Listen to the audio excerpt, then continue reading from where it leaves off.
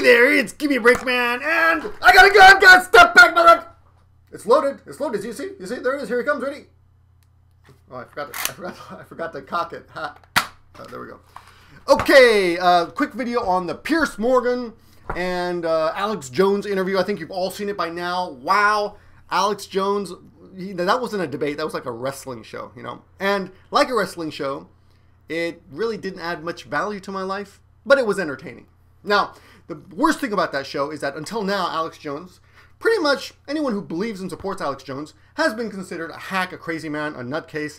Even good friends of mine, I know you're out there on the internet, on the internet tube right now watching me. And no offense, but yeah, I never really put much substance into anything he said. But that's just me. If you think differently, well, good. Congratulations. I hope your tin hat wear fits you fine. But yeah, a lot of stuff that he said on that show, you know, really or not really relevant to this day and age. But this is coming from someone who actually is more libertarian and doesn't think there should be any laws about anything that people with common sense can handle. But the fact of the matter is, we as a nation, we Americans as a nation, do not have enough common sense anymore. I'm sorry, but, you know, whose fault is it? The educational system? Nobody's trained. I mean, if everyone is intelligent and calm, yeah, then we could all have our guns and everything would be peaceful and there would be no problem. But it's reached the point now where 11,800, whatever it is, gun deaths a year is not acceptable. It's not acceptable to me. It is acceptable to some people who obviously think that owning a gun is more important because of some cockamamie laws that were made and amendments. And the Second Amendment, right, was made over 200 years ago. In a time where actually it did make sense to own guns and to give citizens the right to own guns, because you could have fought off an invading army with guns. But believe you, we've seen Waco, Texas, right? Was it Waco, Texas? You know, there have been many cases since then, many test cases of militia here in America who failed miserably. And believe me, if the American government became truly tyrannical, like Alex Jones thinks it's going to be, we wouldn't stand a chance. The American government would come in and yeah, there would be little enclaves of resistance here and there in South Dakota in the mountains. They couldn't get them out of the... But in the end, the American government would be able to get rid of any resistance with their amazingly superior military machine. So all the people who claim, oh, we have to have our guns because that's the only way we can be free and fight our governments. Why the hell are you going to fight your government anyway? You voted them in the first place. The only people you have to fear are if some crazy general got control of the army and decided he was going to take over America. That's the only thing you're going to fear, right? It's not going to be our government. Our policemen are not going to turn on us. So everyone just calm down about that. That argument has no weight. That's just crazy talk, all right? However, I still think, you know, theoretically, we should have the right to have guns. Yes, I understand that. I mean, why does that guy doesn't know how to use a gun, so why take my gun away? I understand that argument. So that's not going to happen, right? You can have my gun and you pull it from my dead cold hands. Yeah, why cold hands? Probably I'd take a gun right away with the body still nice and warm, right? But I understand that's going to happen. It's kind of too late. You know, another argument is if you take away our guns, only the criminals have guns.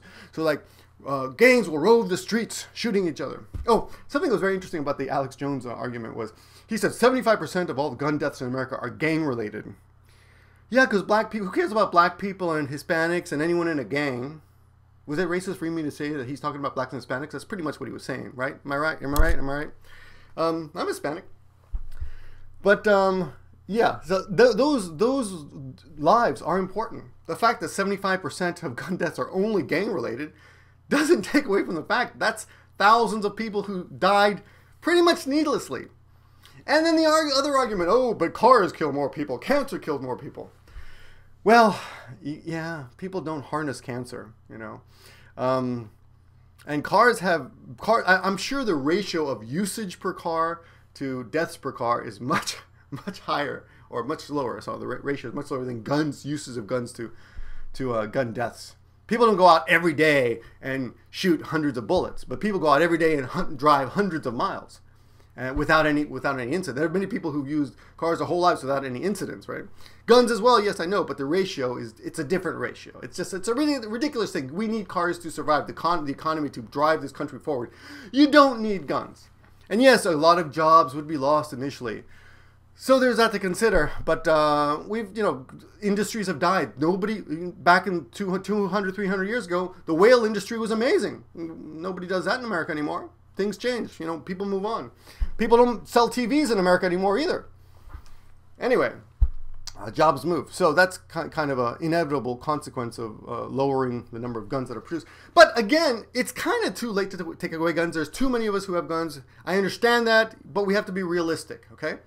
Meaning the people who want to hold on to the guns, fine. Hold on to your guns. All kinds of guns, assault, whatever. But people should be trained to use those guns properly. People should be forced by law to keep them in certain places in the house locked up under key. And yeah, you might say, okay, that'll make only rich people can afford that kind of stuff. Like, only rich people can afford safes to keep their bullets and stuff like that. Well, maybe, I don't know. And training? Well, I'm sorry, but if you want something like a gun, I think you should be trained.